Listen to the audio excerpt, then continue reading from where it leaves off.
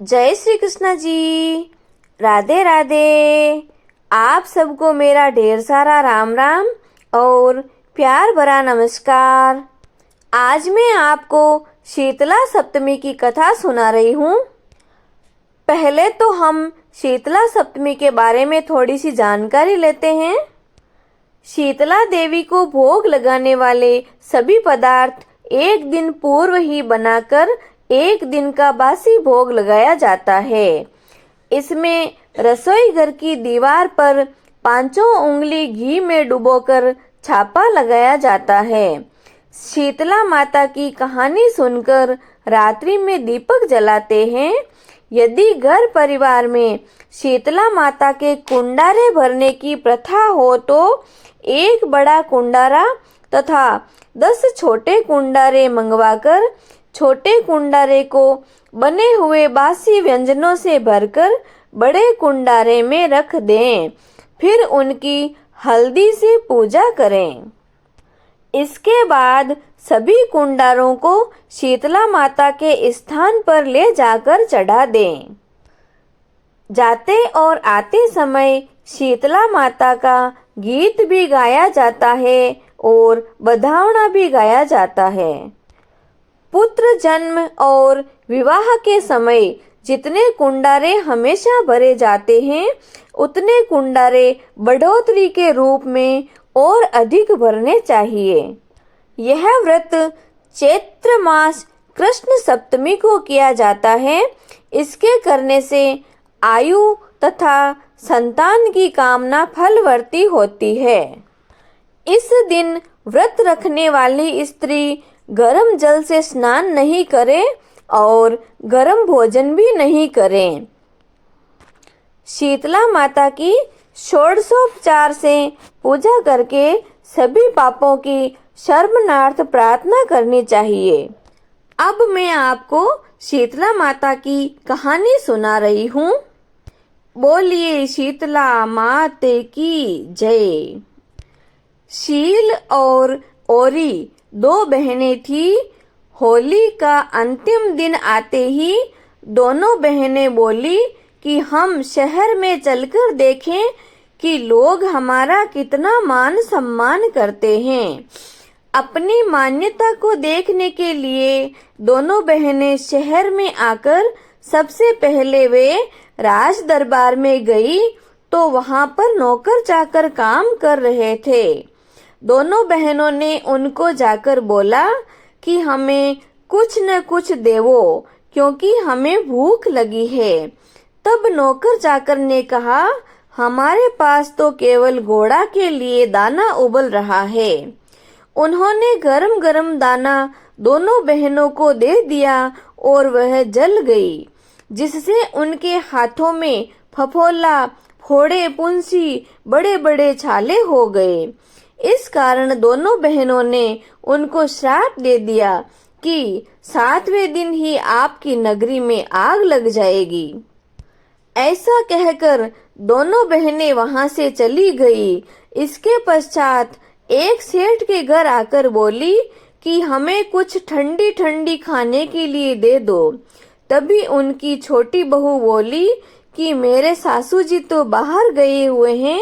फिर भी वह डरती डरती मुश्किल से एक एक कटोरी करबा लेकर आई और दोनों बहनों से कहा कि लो ये करबा ले लो।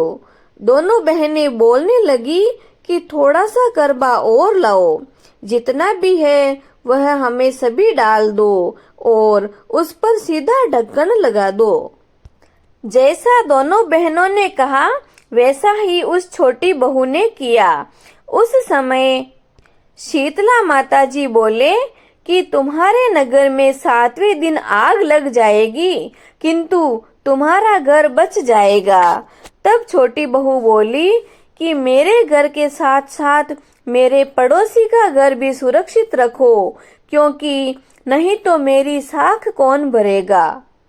तब माता जी ने एक कोरा करवा देकर कहा कि तेरे और तेरे पड़ोसी के घर के आगे मैंने एक कार खींच दी है, एक रेखा खींच दी है, जिससे तुम दोनों के घर बच जाएंगे।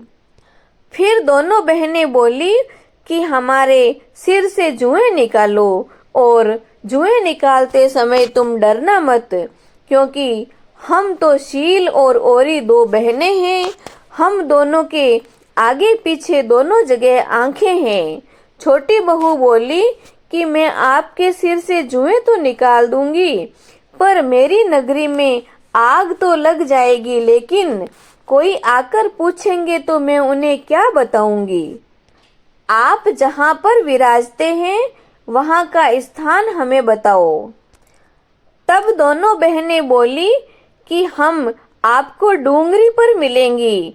ऐसा कहकर वे दोनों बहनें वहां से चली जाती है।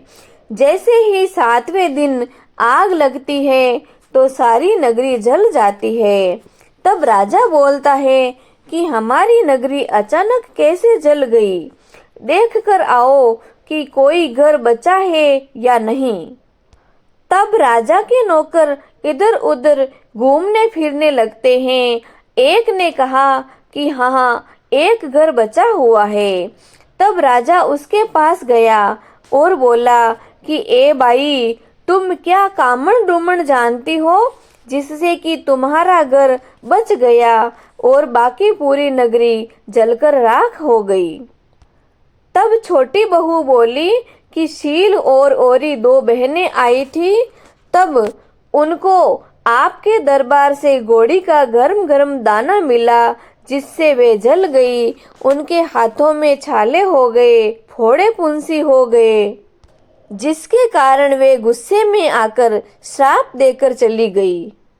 और उन्होंने श्राप यह दिया था कि तुम्हारी नगरी में आग लग जाएगी।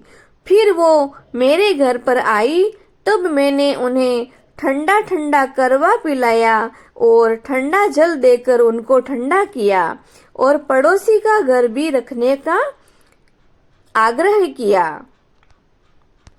तब राजा ने पूछा कि वे दोनों बहनें कहाँ पर मिलेगी। छोटी बहू ने कहा कि वे दोनों बहनें डूंगरी पर मिलेगी। इतना सुनकर राजा वहां पर गया और उनसे माफी मांगी और पांव पकड़कर कहा कि माताजी, हमसे तो गलती हो गई, आप हमें क्षमा कर दो। तब माताजी ने कहा कि आप माताजी के नाम का स्थान बनाकर हमारी वहां पर स्थापना करो और पूरी नगरी में कहलवाओ कि होली के बाद माताजी का दिन आवे, तब सभी लोग ठंडा खाओ। हो सके तो 8 बार खाओ, नहीं तो 4 बार खाओ या फिर 2 बार खाओ, लेकिन बच्चों की माँ को तो एक बार जरूर जरूर ठंडा भोजन करना पड़ेगा। राजा ने माताजी से कहा, हे माताजी, जैसी आपकी आज्ञा होगी वैसा ही हम करेंगे। इतना सुनकर माताजी सभी पर बहुत अधिक प्रसन्न हो गए। राजा ने माताजी का डूंगरी पर बहुत ही सुंदर सा स्थान बनवा दिया। उसी समय से उस डूंगरी का नाम शील डूंगरी रखा गया, क्योंकि वह शील माता का स्थान बन गया। शील माता और शीतला माता एक ही है। जो भी व्यक्ति माताजी की इस कहानी को कहते समय, सुनते समय या बीच बीच में हुंकारा देते हैं, उन सभी को माताजी ठंडा झोला देते हैं। हे शीतला माई, जैसा उन राजा के नौकरों को श्राप दिया वैसा किसी को मत देना, और जैसा उस छोटी बहू पर कृपा बरसाई वैसी सभी पर बरसाना। कहानी कहने वाले, सुनने वाले और हुंकार भरने वाले सभी पर अपनी ठंडी कृपा दृष्टि बनाए रखना। बोलिए शीतला माई की जय। शीतला माता की जय। शेडल माते की जय।